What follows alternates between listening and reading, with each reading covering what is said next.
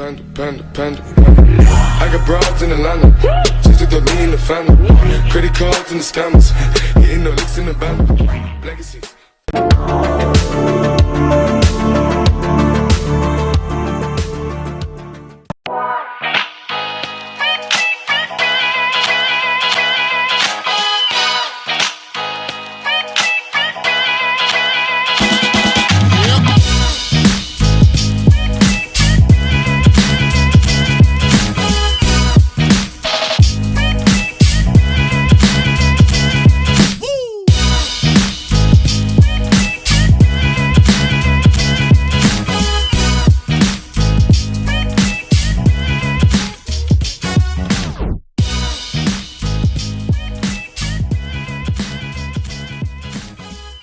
Assalamualaikum warahmatullahi wabarakatuh. Kami dari kelompok 2 akan menampilkan hasil kunjungan ke Ortomokom Muhammadiyah.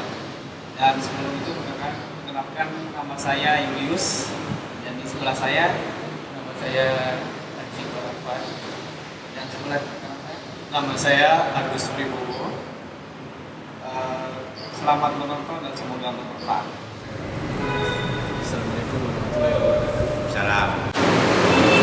Ini Pak, kedatangan kami sebenarnya ke sini ingin mewawancarai pimpinan daerah untuk tugas akhir semester atau pas. Mungkin ada beberapa kami tahu tentang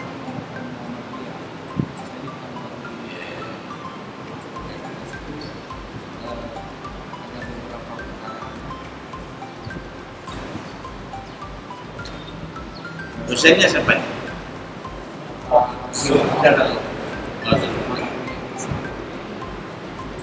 Sebelumnya kami bicara dengan Bapak siapa? Ketua Muhammadiyah Kota Syafuzal. Ketua Muhammadiyah Kota Syafuzal. Ketua pimpinan daerah Muhammadiyah itu banyak.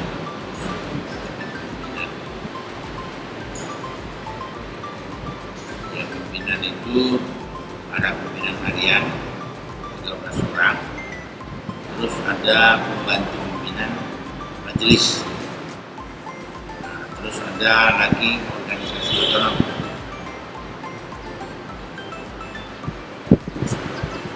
Yang kami tanya itu adalah pertama, Bagaimana menurut Bapak tentang pemurnian dan pembaharuan di dalam Muhammadiyah?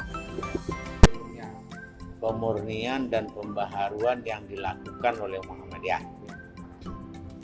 Yang dimurnikan, yang dibaharukan itu pemikiran umat Islam. Jadi kita tidak mengganggu agama lain. Kita hanya pembaharuan pemikiran umat Islam, pemurnian pemikiran umat Islam dari atau perihal Islam itu sendiri. Ini kan umat Islam Indonesia ini kita tidak tahu. Sejak dari zaman Rasulullah, Islam sudah diantar ke Indonesia. Langsung yang pernah datang ke Demak itu Ali bin Abi Thalib. Langsung ke Demak. Yang datang ke Sumatera ada sahabat-sahabat. Ke Aceh. Lalu berguliran waktu, pergantian generasi, dan mungkin belum semua umat Islam waktu itu menerima ajaran Islam yang lengkap. Nah, kemudian terjadi pula terkontaminasi oleh Belanda, oleh Spanyol yang memang sengaja pergi menjajah ke Indonesia, sehingga agama penduduk Nusantara waktu itu ya agamanya Islam tapi bercampur-campur pelaksanaannya, keyakinannya dan pola hidupnya. Disinilah peran Muhammadiyah mengembalikan pemikiran umat Islam, mengembalikan pola hidup umat Islam kepada konsep Islam yang sebenarnya. Itu kan kita lihat mungkin hari ini masih banyak umat Islam yang membuat kalau anaknya meninggal diatapi kuburannya itu. Sudah dipasang semen, pasang keramik, diatap lagi kan. Nah itu oleh Rasulullah diharamkan. Tapi karena tidak tahu dan tidak mau belajar, tidak mau tahu, yaitu turun-temurun. Begitu juga membaca Yasin di kuburan itu.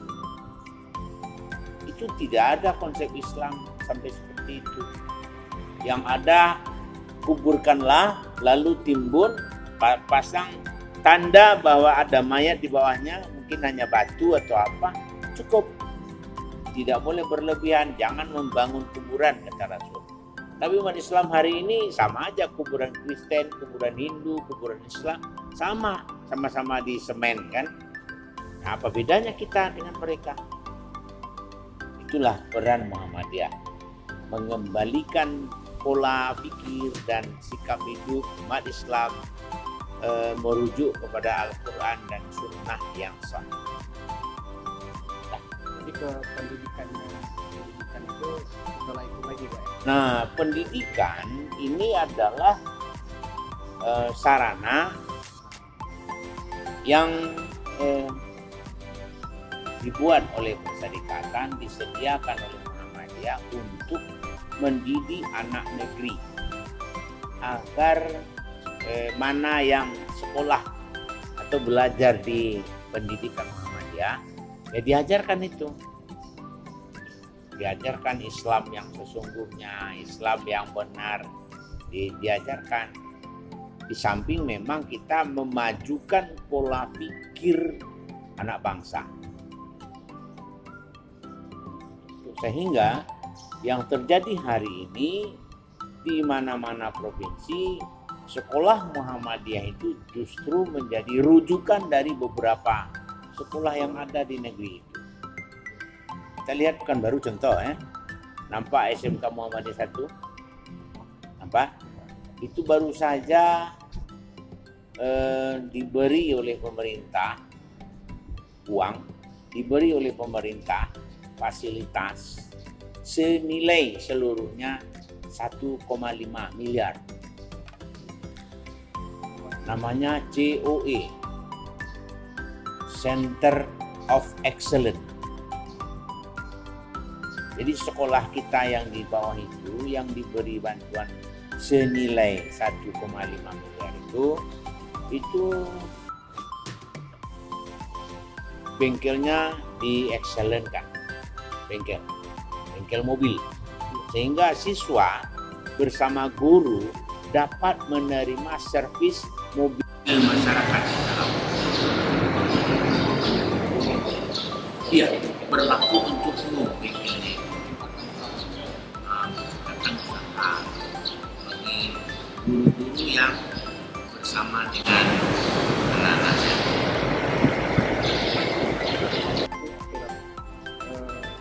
Untuk pemurnian dan pembaruan sudah jelas ya.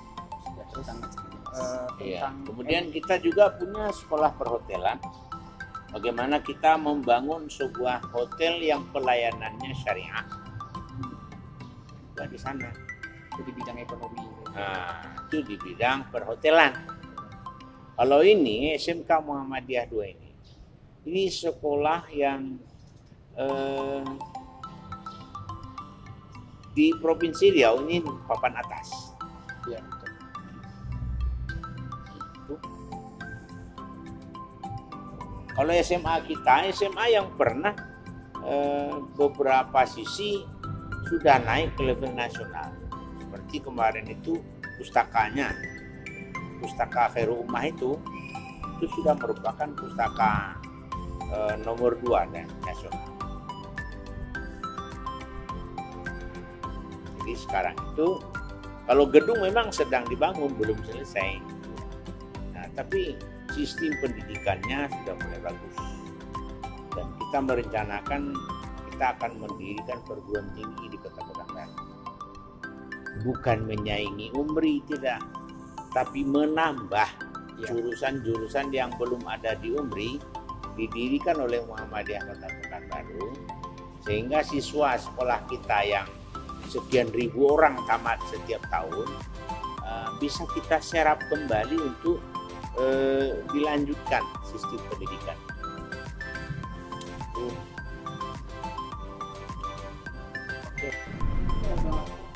Bagaimana menurut Bapak tentang matan keyakinan dan cita-cita hidup Muhammadiyah?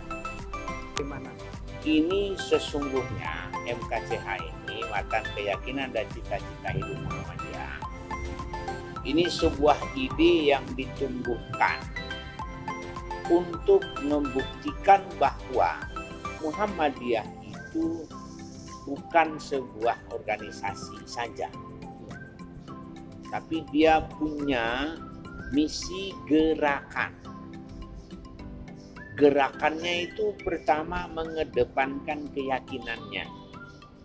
Keyakinannya itu ada beberapa poin, termasuk diantaranya Muhammadiyah itu mencari kawan, tidak menghimpun lawan. Jadi kita berusaha untuk menjadikan semua manusia yang ada di dunia adalah berkawan dengan kita. Tapi tidak, belum sampai ke tingkat bersahabat ya. Berkawan artinya kita bisa kenal segenap lapisan masyarakat. Nah, kalau sudah kawan, kita sudah bisa menyalurkan ide, menyampaikan saran, mendidik, udah bisa. Nah, jadi matan keyakinan kita pertama itu kita berpedoman kepada Al-Quran. Kita berkeyakinan Nabi Muhammad Rasulullah menyampaikan risalah yang paling benar di dunia, dan kita mengikuti sunnah Rasul itu yang sahih sebagai kedua-duanya pegangan hidup kita. Nah, cita-cita hidup kita bercita-cita membangun kehidupan yang islami di masyarakat melalui sistem kemasyarakatan. Jadi kita tidak bermain di media politik. Maka Muhammadiyah itu tidak bermain di arena politik, tapi Muhammadiyah bermain di bawah, di masyarakat. Nah, maka namanya cita-cita hidup kita itu adalah membangun kehidupan yang islami di tengah masyarakat, yang pedomannya tetap Al-Quran sebagai keyakinannya dan sunnah Rasul. Melalui sarana tadi pendidikan sama Iya. ekonomi. Saya rasa ekonomi, pendidikan. Sekarang kita sudah merambah ke perguruan tinggi dan kita mencoba mengembangkan sayap ke pendidikan, pelayanan kesehatan umat.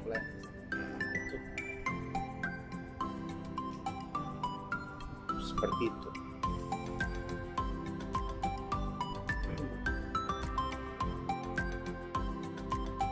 Anggaran dasar atau anggaran rumah tangga Muhammadiyah itu apa ya Pak?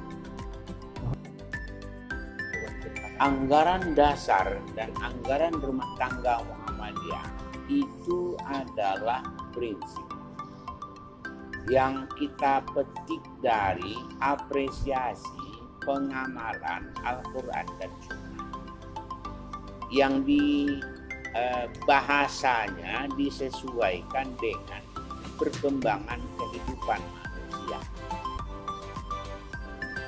Contoh, Muhammadiyah dalam membangun kebersamaannya itu membuat aturan. Seluruh organisasi otonom yang ada berada di bawah naungan Persyarikatan Muhammadiyah diberikan kebebasan mengatur diri sendiri selama tidak bertentangan dengan anggaran dasar dan anggaran rumah tangga. Nah, anggaran dasar, anggaran rumah tangga itu adalah prinsip pokok. Setelah kita memahami Al-Quran, setelah kita mempelajari Al-Quran, mendalami sunnah Rasul, lalu mengikuti bagaimana literik atau bahasa langsung yang ada dalam sunnah itu kita simpulkan dalam anggaran dasar dan anggaran rumah tangga.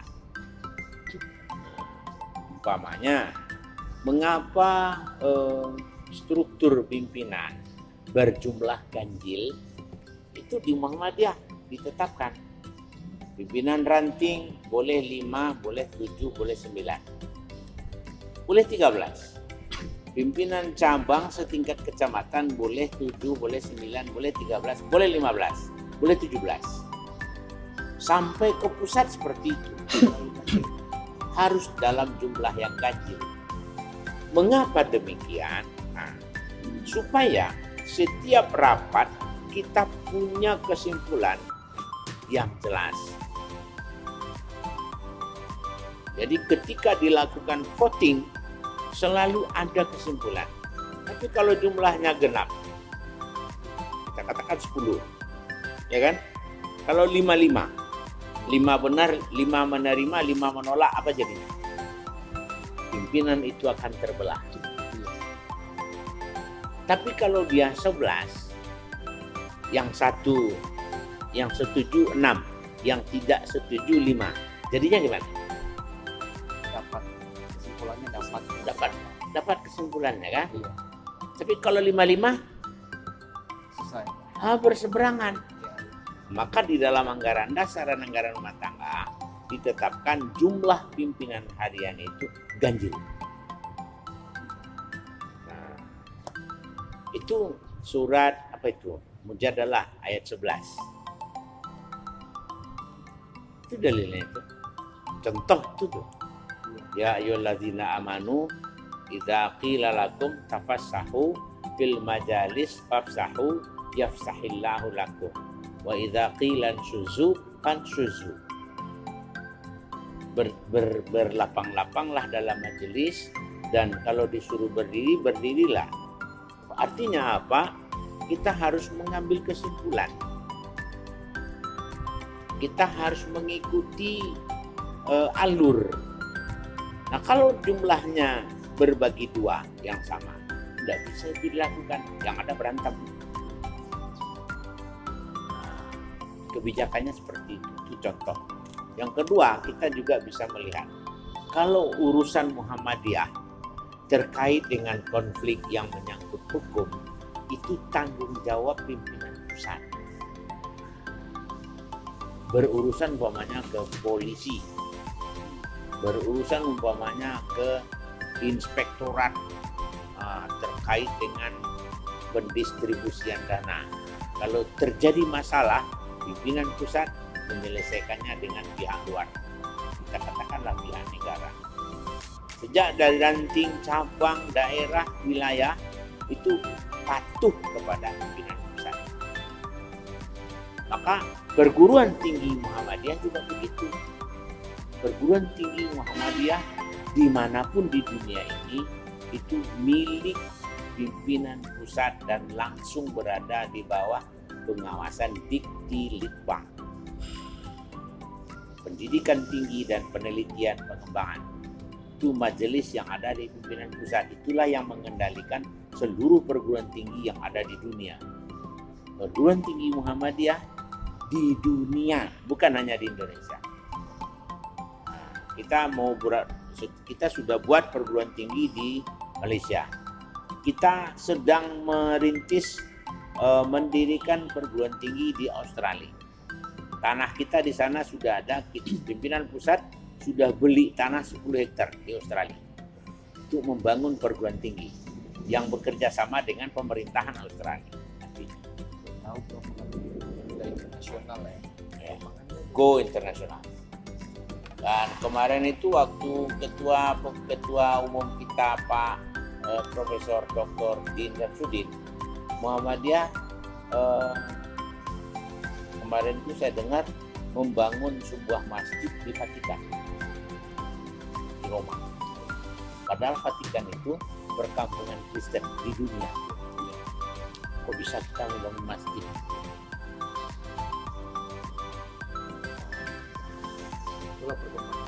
itulah perkembangan Muhammadiyah di dunia. Jadi Muhammadiyah itu pusatnya di Jogja, kantornya Jogja dan Jakarta, kantor pimpinan pusat. Di luar Indonesia, Muhammadiyah punya namanya kantor cabang istimewa. Jadi ada PCIM di beberapa negara di dunia, termasuk organisasi otonom Tapak Suci. Sudah 14 negara yang punya kantor cabang Tapak Suci di dunia. Jadi kita melakukan dakwah, gerak dakwah amar ma'ruf nahi mungkar itu dengan gaya-gaya yang seperti itu.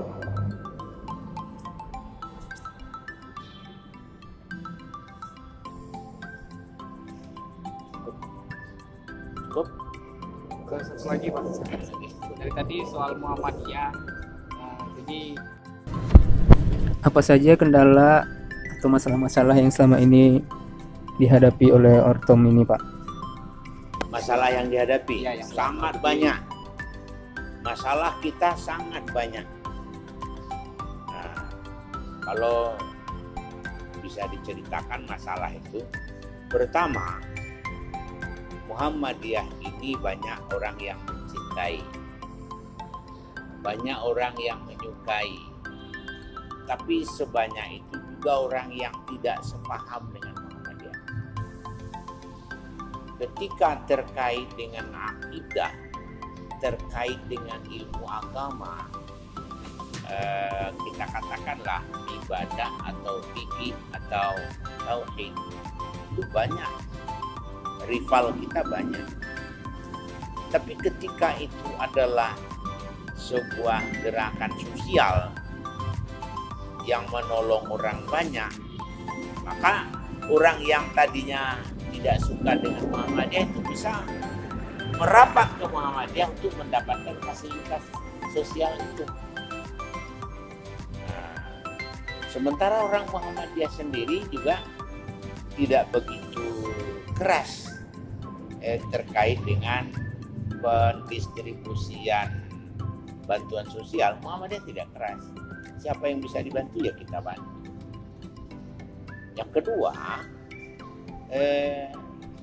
Muhammadiyah kan juga bagian dari gerakan sosial melayani kepentingan umat.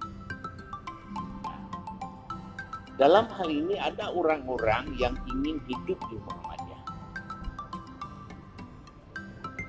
Kita katakanlah dulu dia menerima gaji. Sebagai dosen ada gajinya. Sebagai rektor ada gajinya. Sebagai karyawan ada gajinya. Dan itu pun fluktuasi. Ada naik-naiknya kan? Sesuai dengan karirnya. Nah di sisi lain, Muhammadiyah ini dipimpin oleh orang yang tak bergaji.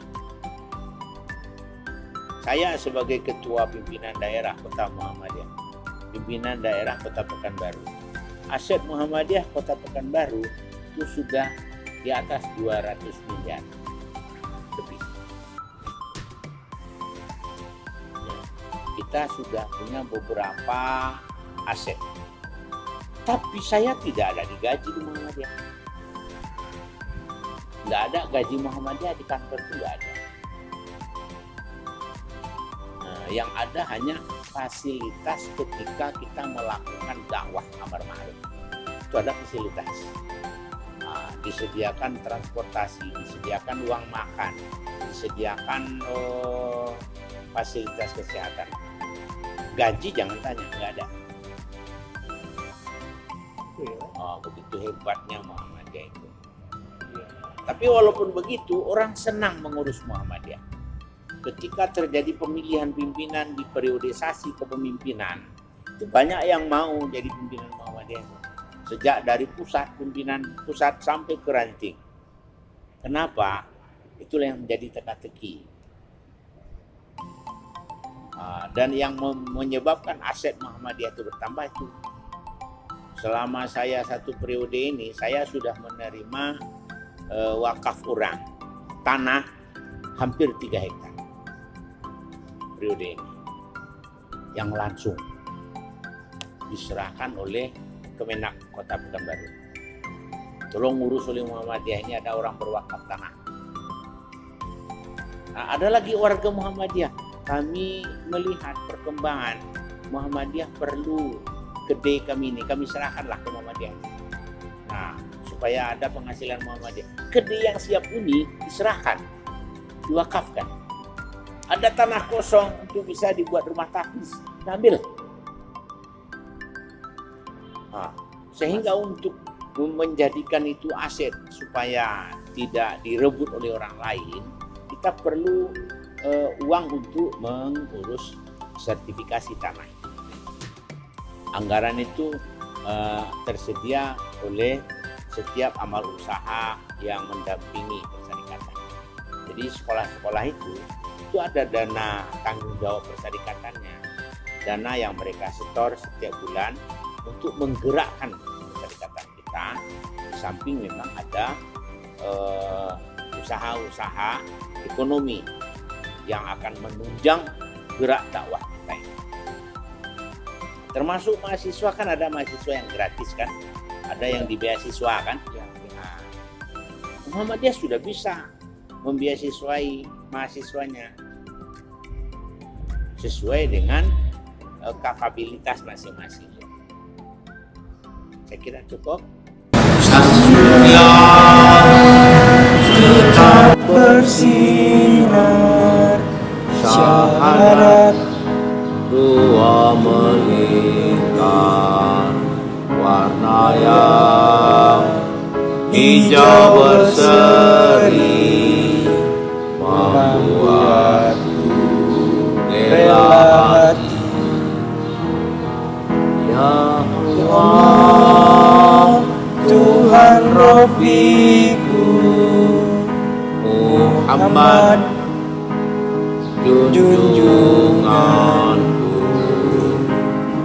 Al-Islam agamaku, Muhammadiyah gerakanku. Di timur fajar cerah gemerlap, mengusir kabut hitam, menggugah kaum muslimin, tinggalkan keraguan. Lihatlah matahari telah tinggi di ufuk timur sana, seruan ilahi Rabbi, sami'na wa ata'na. Ya Allah, Tuhan Rabbiku, Muhammad junjunganku, Al-Islam agamaku, Muhammadiyah gerakanku.